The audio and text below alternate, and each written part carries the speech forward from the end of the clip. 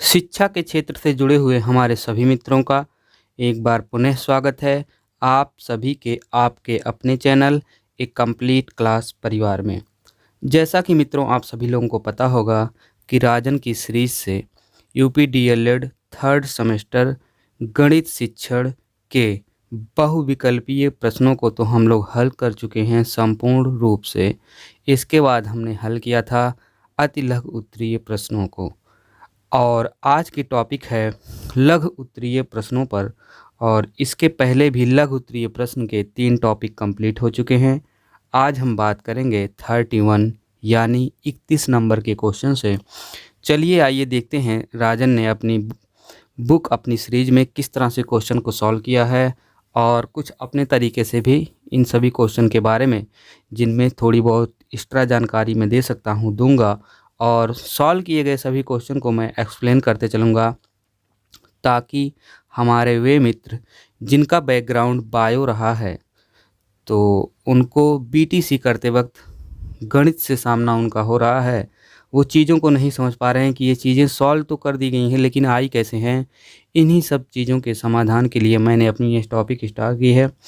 हालांकि जो चीज़ें हैं जो सॉल्व की गई हैं वो सही तरीके से सॉल्व की गई हैं, तो मैं कुछ अपने तरीके से भी बताऊंगा कुछ क्वेश्चंस में और बाकी राजन की सीरीज से आपको मैं एक्सप्लेन करते हुए सभी क्वेश्चन को चलूँगा। तो चलिए आइए बात करते हैं 31 यानी 31 नंबर के क्वेश्चन से स्टार्ट करते हैं। एक बेलनाकार पाइप की ऊंचाई 5 मीटर है, इसके आधार का व्यास 28 सेंटीमीटर है, इसके वक्र पृष्ठ पर 8 प्रति वर्ग मीटर की दर से 8 रुपये प्रति वर्ग मीटर की दर से पेंट कराने का व्यय ज्ञात करना है आपको।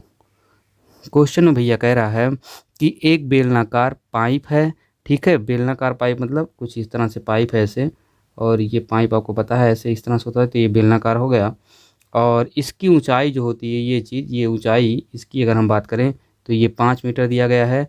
उसके आधार का व्यास भैया ये जो गोला है इसका जो पूरा बीच वाला जो केंद्र बिंदु से आपको पता होगा कि किसी भी वृत्त के केंद्र बिंदु से परिधि के 2 बिंदुओं पर टच करने वाली जो ये रेखा होती है रेखाखंड, उसी को हम व्यास कहते हैं। तो भैया ये जो यहाँ व्यास बन रहा है वो है 28 सेंटीमीटर और इसके वक्र पृष्ठ यानी ये जो संपूर्ण ये जो गोलाई वाला ये जो पूरा पृष्ठ बन रहा है राउंड राउंड में, उसका जो है 8 रुपये प्रति वर्ग मीटर की दर से पेंट कराने का खर्च आता है। तो आपको जो है बताना है कि पूरा खर्च पूरा अगर खर्च करा मतलब पूरा बेलन को पेंट कराया जाए तो खर्च कितना आएगा। तो हमारे मित्रों चलिए आगे बढ़ते हैं और क्वेश्चन को सॉल्व करते हैं। क्वेश्चन में दिया गया है आपको बेलनाकार पाइप की ऊंचाई जो कि 5 मीटर है, आधार की त्रिज्या की अगर हम बात करें तो त्रिज्या होती है हमारे मित्रों व्यास बटे 2 और व्यास आपका दिया गया है 28 सेंटीमीटर। तो इसी 28 को हम 2 से भाग दे देंगे तो हमको मिल जाएगा 14 सेंटीमीटर। तो मित्रों 14 सेंटीमीटर आपको मिल गया और ये है त्रिज्या। जैसा कि आप लोगों को पता होगा कि हमको जो मान निकालना है वो मीटर में निकालना है। तो भैया मीटर में जो वैल्यू ऊपर दी गई है 5 मीटर, या तो फिर 5 मीटर को आप सेंटीमीटर में बदलिए या तो 14 सेंटीमीटर को आप मीटर में बदलिए। तो हम क्या करते हैं, हम अपनी आसानी के लिए 14 सेंटीमीटर को ही हम मीटर में बदल देते हैं। तो 14 सेंटीमीटर को जब आप मीटर में बदलेंगे तो उसमें 14 में 100 से भाग देना पड़ेगा। देखो मित्रों 14 में 100 से भाग क्यों देना पड़ेगा, इन सब चीज़ों को जानने के लिए आप हमारी एक वीडियो 2019 और 2018 की बनी हुई है, पिछले साल का हल प्रश्न पत्र, आप उसे देखेंगे तो आपको समझ में आ जाएगा कि मीटर से किलोमीटर, किलोमीटर से सेंटीमीटर, सेंटीमीटर से डेका, हेक्टर, लीटर, जितने भी ये परिवर्तन होते हैं उन सभी के बारे में हमने 2019 के पेपर सेट क्वेश्चन नंबर 5 बहुविकल्पीय क्वेश्चन था, उसी में हमने पूरे 1 पेज में इन पूरे फार्मूले को चार्ट के रूप में बताया है। तो क्या करते हैं भैया कि अगर सेंटीमीटर में कोई भी संख्या दी गई है उसको मीटर में बदलने के लिए हम 100 से भाग देते हैं। आप यहाँ पे इतना ही समझिए। तो 14 में जब हम 100 से भाग देंगे तो आपको मिल जाएगा 14/100। इसको ऐसे रहने दीजिए क्योंकि आगे हमको कैलकुलेशन करना है। तो पेंट दर भैया पूछ रहा है, तो पेंट दर दिया है 8 रुपये प्रति वर्ग मीटर, यानी 1 वर्ग मीटर। 1 वर्ग मीटर का मतलब क्या होता है भैया? लंबाई, चौड़ाई, ऊंचाई सब कुछ, उसका मतलब जो कुछ भी एरिया बनता है 1 वर्ग का मतलब 1 वर्ग मीटर मतलब होता है जो भी इतना इस तरह से 1 वर्ग मीटर जो इस तरह से एरिया बनता है, वही उसी का पूरा जो पैसा लगेगा वो 8 रुपये लगेगा 1 वर्ग मीटर का। और ज्ञात करना है वक्र पृष्ठ पर पेंट कराने का खर्च। तो मतलब ये आपको पूरा राउंड राउंड का खर्च निकालना है पूरे का। ये तो 1 मीटर का दिया, मतलब कहीं एक पार्ट का। जैसे कितना एरिया है आपको पहले एरिया निकालना पड़ेगा, फिर उसमें 8 रुपये से भाग देना पड़ेगा मेरे मित्रों, ठीक है। तो क्या आपको आगे सॉल्व करना पड़ेगा, आपको जब खर्च निकालना है तो बेलन के वक्राकार, बेलन का जो ये वक्राकार, ये जो राउंड राउंड वाला भाग है का क्षेत्रफल होता है। अगर आप इसकी क्षेत्रफल की निकालने की बात करें तो इसका फार्मूला होता है 2πRh। और जैसा कि आप सभी मित्रों को पता होगा, 2 का मान आप 2 रखेंगे और पाई का मान 22/7 होता है। और अगर आर की बात करें तो अभी आपने निकाला था त्रिज्या 14/7 और ऊंचाई जो होती भैया वो 5 आपको दिया गया है। तो आप जब इसको सॉल्व करेंगे तो इसको सॉल्व करने पे भैया आपको क्या मिलेगा? आपको टोटल मिल जाएगा 88 × 5/100। अब आप इसको जब काटे पीटेंगे तो आपको ये इतना मिलेगा। ये इतना पूरा काटने पीटने के बाद आपको मिलेगा 88 × 5/100। और 88 × 5 होता है भैया 440, और बटे आप 100 कर ही देंगे। तो 100 से जब आप 440 में भाग देंगे तो आपको मिल जाएगा 4.4 मीटर स्क्वायर, ठीक है। तो आइए आगे बढ़ते हैं और थोड़ी सी जानकारी और लेते हैं कि खर्च कितना आता है भैया टोटल 4.4 मीटर स्क्वायर को पेंट कराने में। तो आपको जैसा कि आपको पता होगा कि 1 मीटर स्क्वायर की बात की गई थी कि 1 मीटर स्क्वायर को पेंट कराने में जो खर्च आ रहा है वो आ रहा है 5 रुपये। तो 8 चौक 32 तो ऐसे हो गया, लेकिन 0.4 जो और बढ़ रहा है उसका खर्च कुछ और आएगा थोड़ा सा। तो आइए बात कर लेते हैं डायरेक्ट ना। तो वक्र पृष्ठ में पेंट का व्यय जो होगा वो क्षेत्रफल गुणे दर होगा, यानी 4.4 हो जाएगा। और आपको मिलेगा 35.2 रुपये, यानी 35 रुपया 20 पैसा आपको लगाना पड़ेगा, तब जाके आपका पूरा बेलन पेंट हो जाएगा मेरे मित्रों, ठीक है। आइए बहुत ही इंपॉर्टेंट क्वेश्चन के बारे में बात करते हैं जो बीटीसी 2017 और 2018 दोनों साल रिपीट हुआ है, 2019 में गैप किया है। तो पूरा 90% उम्मीद है कि ये 2020 वाले पेपर सेट में ज़रूर आएगा। तो क्या है भैया मित्रों, क्वेश्चन नंबर 32 है, चेक कितने प्रकार के होते हैं समझाइए, अथवा रेखांकित एवं बियरर चेक में अंतर कीजिए। तो आइए बात करते हैं वाहक चेक किसे कहते हैं। तो सभी चेकों के बारे में एक साथ जानकारी लेते हैं हमारे मित्रों, बहुत ही इंपॉर्टेंट टॉपिक होने वाला है, एक क्वेश्चन तो पक्का बनेगा। तो चेक के प्रकार, तो चेक 3 प्रकार के होते हैं। जी हाँ मित्रों, वाहक चेक या धारक चेक, ठीक है, जिसे आप बियरर चेक भी बोल सकते हैं। आदेशित चेक, आर्डर्ड चेक उसी को बोलते हैं, और रेखांकित चेक को ही हम क्रॉस चेक बोलते हैं। फिर से एक बार समझिएगा, बहुत इंपॉर्टेंट है। चेक 3 प्रकार के होते हैं। नंबर 1 का वाहक चेक या धारक चेक, वाहक चेक या धारक चेक, इसी चेक को हम बोलते हैं बियरर चेक, ठीक है। और दूसरे नंबर का चेक होता है हमारा आदेशित चेक, और इसी चेक को हम बोलते हैं आर्डर चेक, मतलब जिसमें आप आदेश देते हो या आर्डर, जिस चेक में कि भैया जाके आप पैसा निकाल लीजिए, ठीक है। और इसके बाद तीसरे नंबर पे आता है रेखांकित चेक, और रेखांकित चेक को ही आप क्रॉस चेक भी बोलेंगे। आइए अगर हम बात करें पहले नंबर के चेक की, वाहक चेक जो कि है, और वाहक चेक इसी को धारक चेक बोलते हैं। तो इसके बारे में अगर हम बात करते हैं तो यह चेक जिसमें किसी व्यक्ति का नाम होता है वह स्वयं अथवा किसी वाहक के द्वारा उस पर लिखी धनराशि को बैंक से प्राप्त कर सकता है।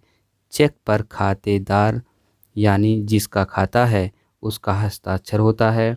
कहने का मतलब ये हुआ भैया कि वाहक चेक में क्या होता है, इस चेक से कोई भी पैसा निकाल सकता है, क्योंकि उसमें जिसका अकाउंट होता है, जिसके अकाउंट से पैसा निकालना रहता है, वो जो है उसका सिग्नेचर रहता है।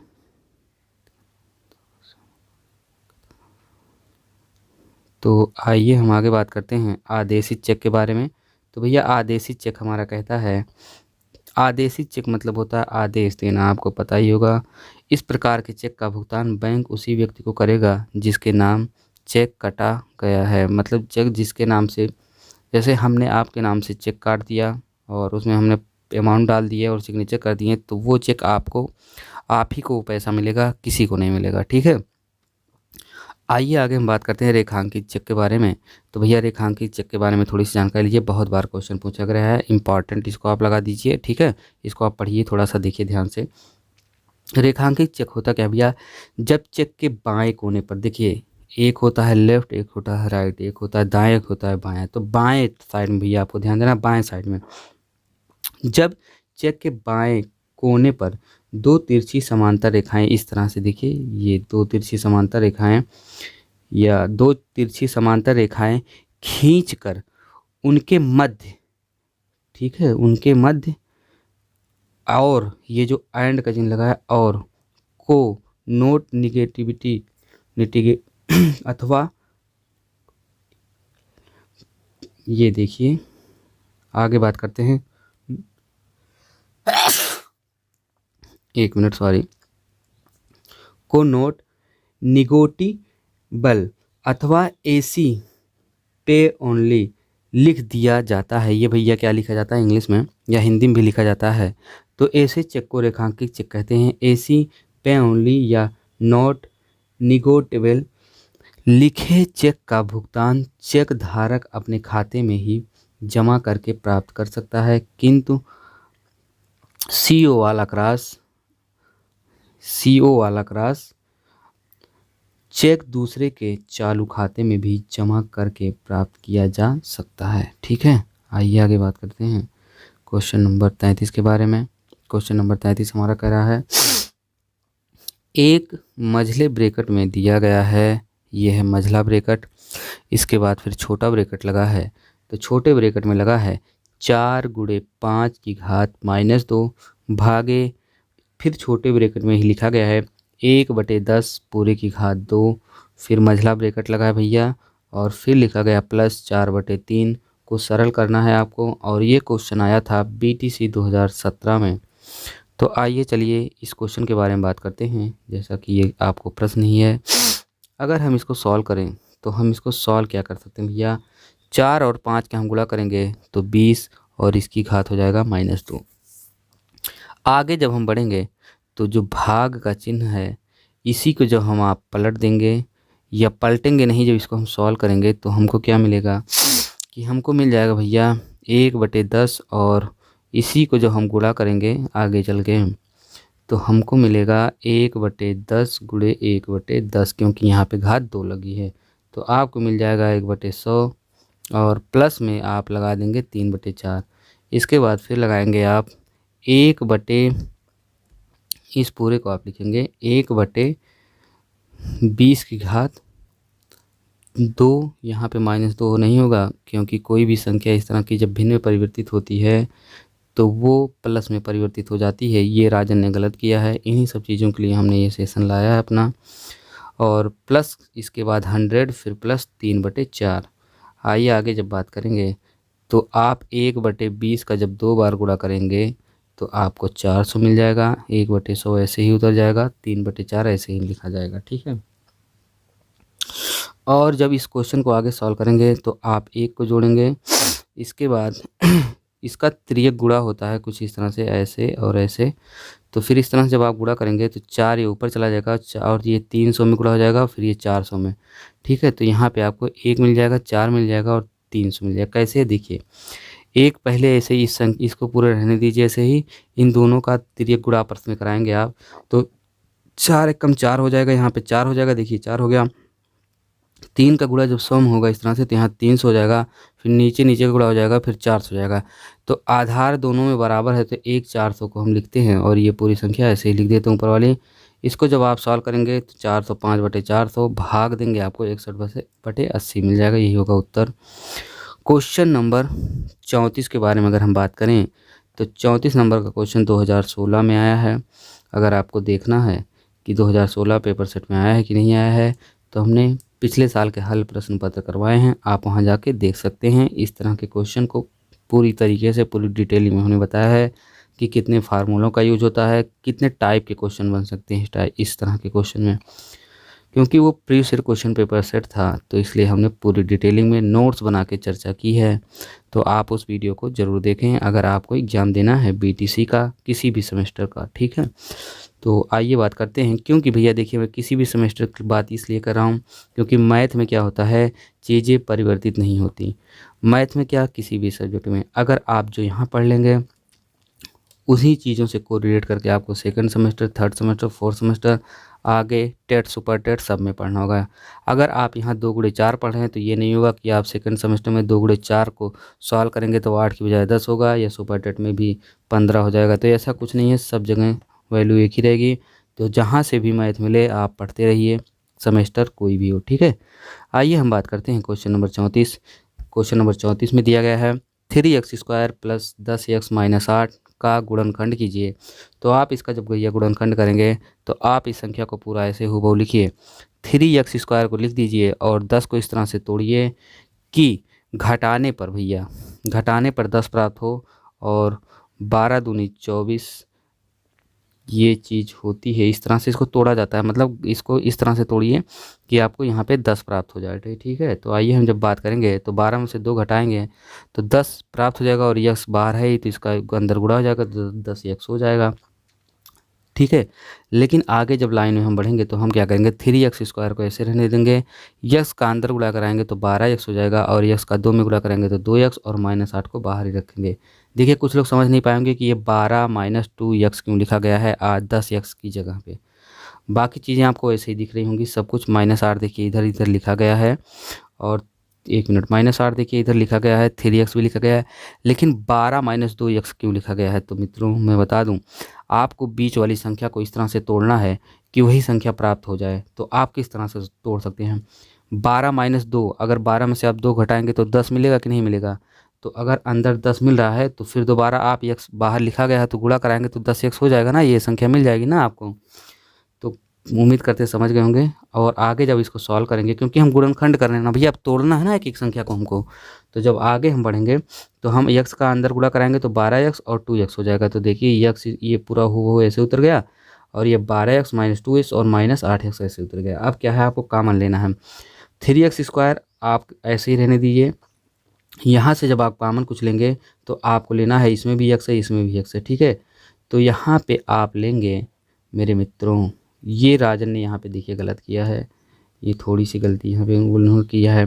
3 चौक 12, तो यहाँ पे x² ना कॉमन लेके यहाँ पे 3x कॉमन लिया जाएगा, ठीक है। 3x कॉमन लेंगे यहाँ पे 3x केवल कॉमन होगा, और ब्रैकेट में हो जाएगा x + 4। देखिए 3x कॉमन क्यों होगा, 3x भैया जब यहाँ कॉमन होगा तो आप x में जब गुणा करेंगे तो 3x² प्राप्त हो जाएगा, और 3x से आप 4 में गुणा करेंगे तो आपको 12x मिल जाएगा, ठीक है।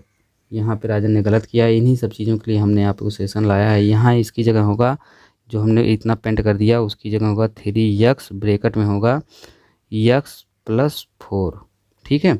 आइए आगे बात करते हैं। माइनस का लगा है फिर सिंबल, और 2 आप कॉमन लेंगे यहाँ से तो यहाँ पे x बचेगा, 2 कॉमन लेंगे, देखिए 2 का गुणा x में करेंगे तो 2x मिल जाएगा, ठीक है। और 2 का गुणा जब आप 4 में करेंगे तो 4 दूनी 8 ऊपर वाली संख्या मिल जाएगी, इसलिए कॉमन आपका सही हो रहा। अब क्या किया जाता है भैया, यहाँ से आपने 3x कॉमन लिया था, ये चीज़ हट जाएगा x²।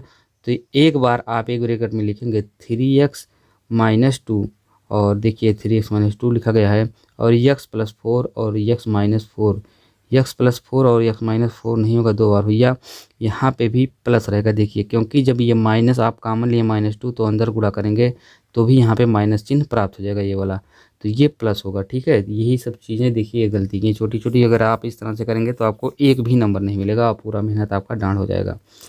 तो ये हुआ भैया x + 4 एक ब्रैकेट में, और दूसरे ब्रैकेट में होगा 3x + 2। आइए हम आगे बढ़ते हैं और बात करते हैं क्वेश्चन नंबर 35 के बारे में। 15x⁴ + 3x² - 18 का गुणनखंड ज्ञात कीजिए। भैया क्वेश्चन बहुत ही इम्पॉर्टेंट है क्योंकि 2017 में आया है और 17 में आए हुए क्वेश्चन और 18 में आए हुए क्वेश्चन 2020 में भी रिपीट कर सकते हैं। इसलिए क्वेश्चन के बारे में थोड़ी सी डिटेलिंग में हम बात करेंगे। तो देखिए पहली लाइन में आपको क्या दिया गया है, 15x⁴ प्लस 3x² माइनस 18। ये है हूबहू आपका क्वेश्चन। आपको यहाँ से कॉमन लेना है। 3 को कॉमन इस तरह से लिया जाता है कि जो सब में प्राप्त हो, मतलब आप सब में गुणा करें तो वो संख्याएं आ जाएं। अब देखिए आपने 3 को कॉमन लिया, अंदर क्या बचेगा, 5x⁴। आप 5x⁴ क्यों लिखेंगे, क्योंकि आपको ऊपर वाली संख्या लानी है। आप 3 से ऐसा गुणा करिए कि ऊपर वाली संख्या जब भैया 3 से आप जब 5 में गुणा करेंगे तो 5 3 15 और x⁴ ऊपर वाली संख्या यानी आ जाएगी। ठीक है, जब आप 3 से x² में गुणा करेंगे तो आपको 3x² यानी ये वाली संख्या मिल जाएगी ऊपर वाली। ठीक है, और जब आप 3 से -6 में गुणा करेंगे तो 6 3 18 आपको मिल जाएगा। उम्मीद करते हैं सही समझ गए होंगे और आपको पता चल गया होगा कि आपने जो कॉमन लिया है, फिर जो अंदर की संख्याएं लिखी गई हैं उसमें गुणा करने के बाद ऊपर जो क्वेश्चन दिया गया था आपको मिल रहा है। कॉमन आपको इसी प्रकार से लेना है कि जो ऊपर की संख्याएं दी हों वो आ जाएं। ठीक है, जो आपके ऊपर इसके पहली लाइन में, जिस लाइन को आप कॉमन ले रहे हैं, जिस लाइन में, उसके ऊपर की लाइन में जो संख्याएं दी गई हैं वो संख्याएं सभी सही रूप से आनी चाहिए, तभी आपका कॉमन सही होगा। आइए हम बात करते हैं अगली लाइन के बारे में। और अगली लाइन में क्या प्रोसीजर है कि ये 3 को हम कॉमन ऐसे ही रखे हैं। अब 5x⁴ को भी हम कॉमन ले रहे हैं, तो 5x⁴ को कॉमन लेने पर 6 - 5 यानी हम x² को तोड़ रहे हैं। 6 - 5 यानी 6 में से 5 आप घटाएंगे तो 1 प्राप्त होगा। x² से जब गुणा करेंगे 1 में तो x² प्राप्त हो जाएगा और -6 को ऐसे ही लिख देंगे। यानी यहाँ पे तोड़ा गया है। 6 - 5 मतलब 1 होता है x² और x² को ऐसे लिख दिया गया है। तो क्या हुआ भैया कि ये 6 - 5 का कोई मतलब नहीं है, क्योंकि x² से जब इन 6 - 5 में गुणा होगा तो ऊपर वाली संख्याएं x² ही प्राप्त होगी, क्योंकि 6 - 5 = 1 होता है। लेकिन आपको फ़ायदा क्या होगा, आपको फ़ायदा होगा इस लाइन में। इस लाइन में फ़ायदा क्या होगा भैया, 3 आपको ऐसे हूबहू लिखना है। 5x⁴ प्लस 6x² कैसे आया, तो x ये जो बाहर लिखा गया इसका गुणा करे हैं तो मिला है 6x²। फिर x² का गुणा 5 में हुआ है, माइनस का चिन्ह ऐसे लगेगा, 5x² हो जाएगा, फिर -6 हो जाएगा। आगे जब आप बढ़ेंगे इसको सॉल्व करेंगे तो आपको 3x² अब कहाँ से आया भैया, तो देखिए इसमें भी कॉमन है x, इसमें भी कॉमन है x, लेकिन यहाँ x⁴ है तो हम 4 नहीं लेना, क्योंकि हम दोनों में कॉमन लेना। तो यहाँ कम से कम घात कितनी है, x⁴ तो x⁴ कॉमन लेंगे, प्लस का चिन्ह लगेगा।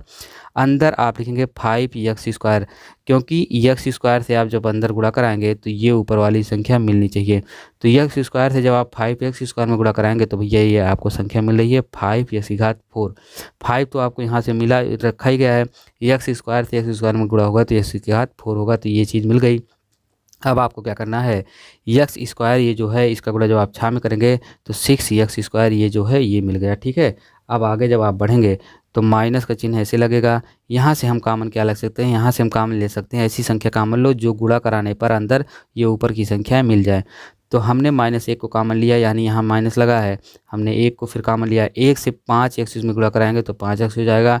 1 से 6 में गुणा कराएंगे -6 में तो 6 हो जाएगा। ठीक है, ऊपर की संख्या देखिए मिल रही है। आगे जब इसको सॉल्व करेंगे तो आप 3 ऐसे लिखेंगे, ब्रैकेट में देखिए लिखा गया है 5x² + 6, 5x² + 6 2 बार, तो आप एक बार लिखेंगे 5x² + 6। फिर आप यहाँ से x² उठाएंगे, x² लिख देंगे, -1 लिखा गया है, -1 लिख देंगे दूसरे ब्रैकेट में, यानी आप दूसरे लाइन में लिखेंगे 3 यहाँ से उठा के 5x² + 6 और दूसरे ब्रैकेट में x² - 1।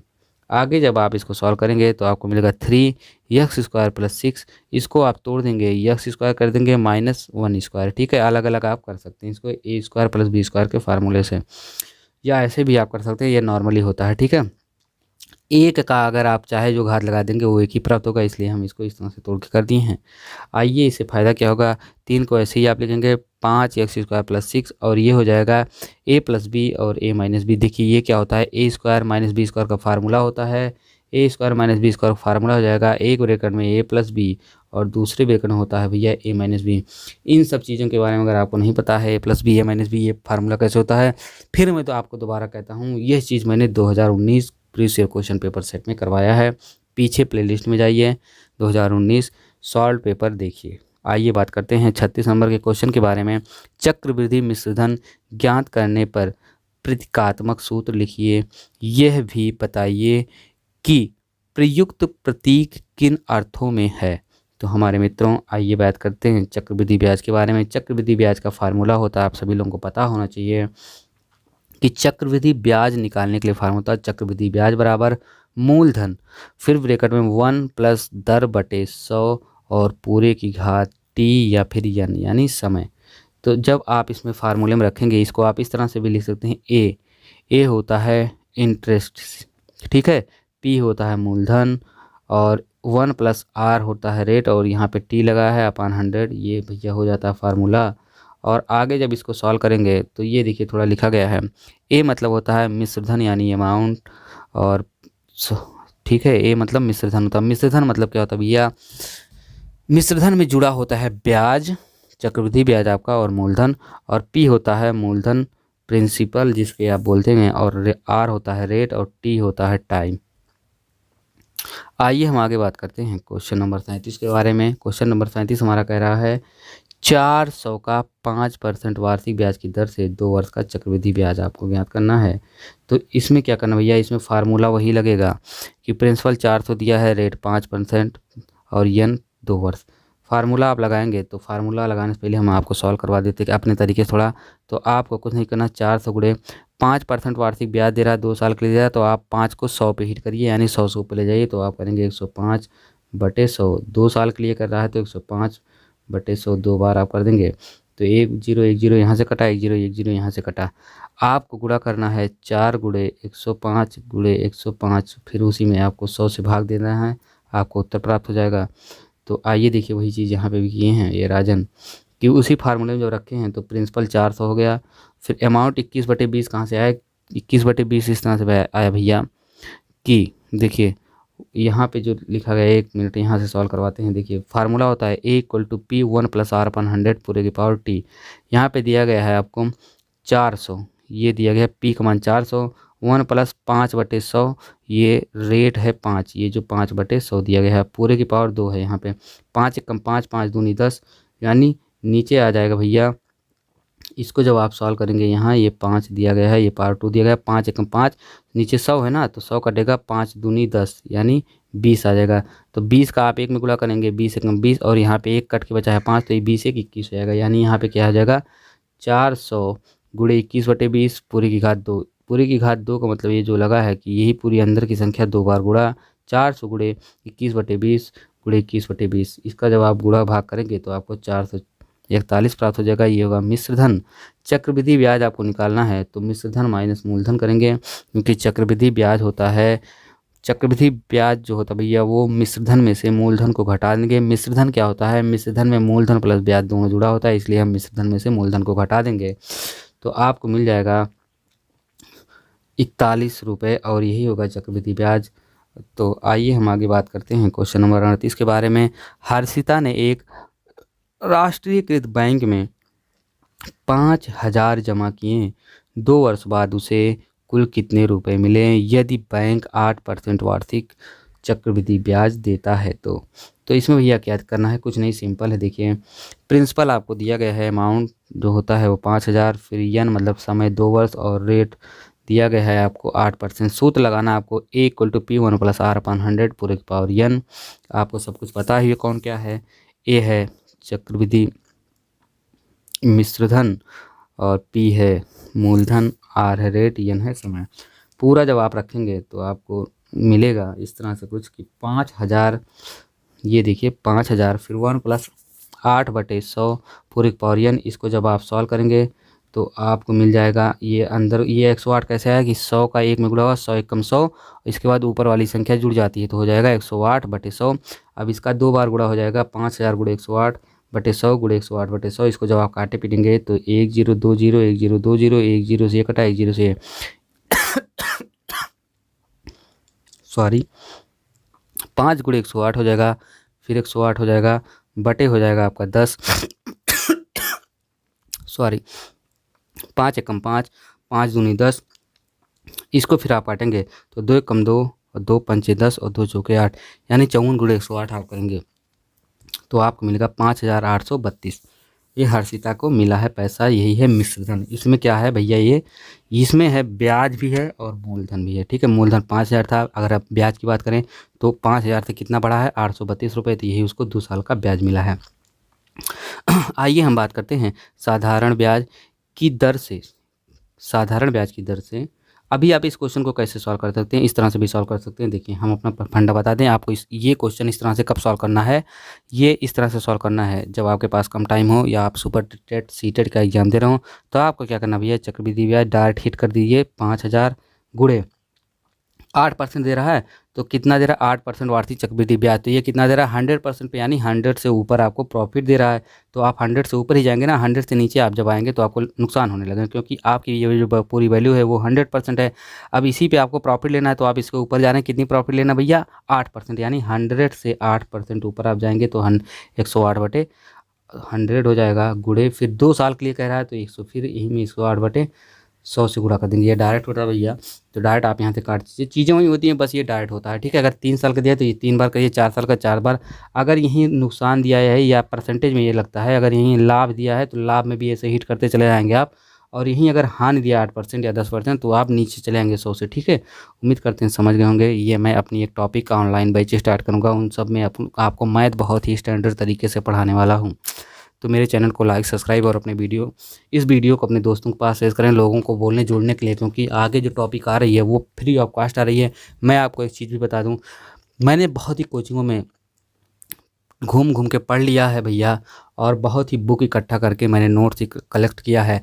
तो मैं सोचा कि आप लोगों को कई कोचिंग में ना घूमना पड़े, इसलिए मैंने तो घूम लिया है, अब आपको ना घूमना पड़े, इसलिए मैं उस सभी ज्ञान को आपके सामने प्रस्तुत करूँगा, केवल एक टॉपिक में, एक स्टेप में। ये नहीं कि आपको 20 जगह पढ़ना पड़ेगा, उन 20 जगह की चीज़ों को, उन 20 बुकों की तथ्यों को मैंने एक टॉपिक में कंप्लीट किया है। तो वो सेशन जल्द ही स्टार्ट होगा आप लोगों के समक्ष, और उसमें मैं चीज़ों को अच्छी तरीके से लाइव आके जो है एक्सप्लेन करूँगा। तो चलिए आइए बात करते हैं भैया।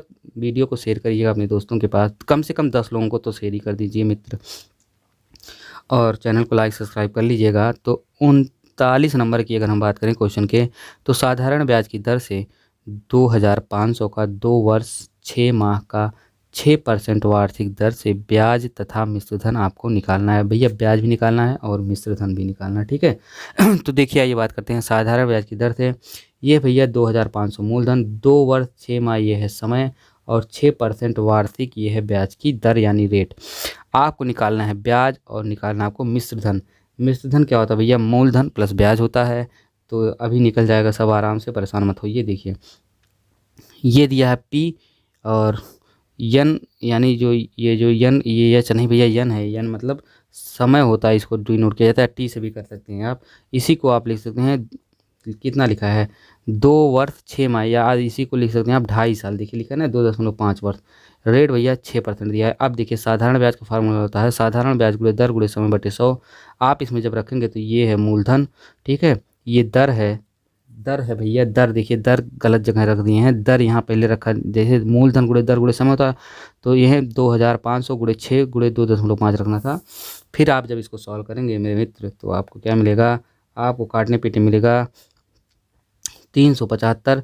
और मिश्रधन भैया क्या होता है, मूलधन प्लस ब्याज, तो टोटल हो जाएगा 2,875। अब ये कैसे हुआ 2,875, क्योंकि देखिए आपको यहाँ से ब्याज मिला था 375 रुपये, ये आपने साधारण ब्याज, ये आपने ब्याज निकाला है ना भैया, ये ब्याज आपने निकाला है, तो 375 रुपये आपको क्या मिला है, ये देखिए यहाँ 375 रुपये आपको ब्याज मिला है।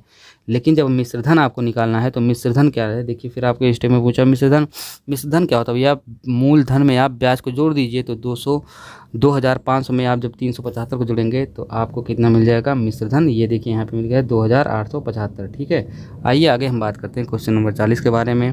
अभिषेक के कमरे की लंबाई 4 मीटर, चौड़ाई 3.5 मीटर तथा ऊंचाई 2 मीटर है। इस कमरे की चारों दीवारों का क्षेत्रफल ज्ञात करना आपको। मित्र देखो क्या कह रहा क्वेश्चन में, क्वेश्चन पढ़िए, क्वेश्चन में उत्तर छुपा होता है। कह रहा अभिषेक के कमरे की लंबाई 4 मीटर है, जो भैया लंबाई है वो 4 मीटर है, चौड़ाई की अगर हम बात करें तो वो 3.5 मीटर है, तथा ऊंचाई, ये जो ऊपर वाला भाग है, ऊंचाई जो ऊपर होता है, ऊपर उठता है, वो 3 मीटर है।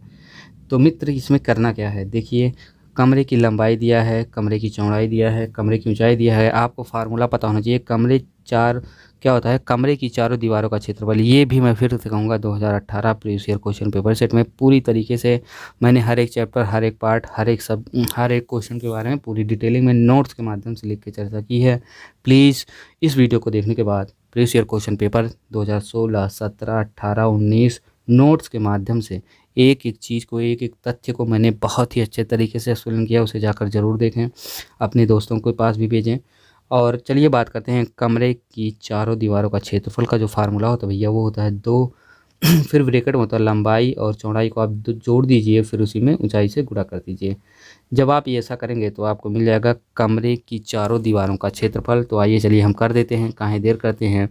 तो आप 2 को ऐसे रखिए, 4 मीटर दिया है लंबाई, 3.5 मीटर चौड़ाई दिया गया है, ये देखिए, और ऊंचाई आपको 3 दिया गया है। 3 से गुणा करिए। आप 4 + 3.5 को जोड़ेंगे तो 7.5 मिल जाएगा। 2 से गुणा करेंगे और 3 से गुणा करेंगे, क्योंकि यहाँ बाहर जो लगा गया है सिंबल वो सब गुणा का है। ये देखिए, यहाँ कोई सिंबल नहीं, लेकिन ये गुणा का चिन्ह माना जाता है। ब्रैकेट के बाहर अगर कोई संख्या लिखी गई है और फिर चिन्ह कोई नहीं लगा तो वो गुणा का चिन्ह माना जाता है।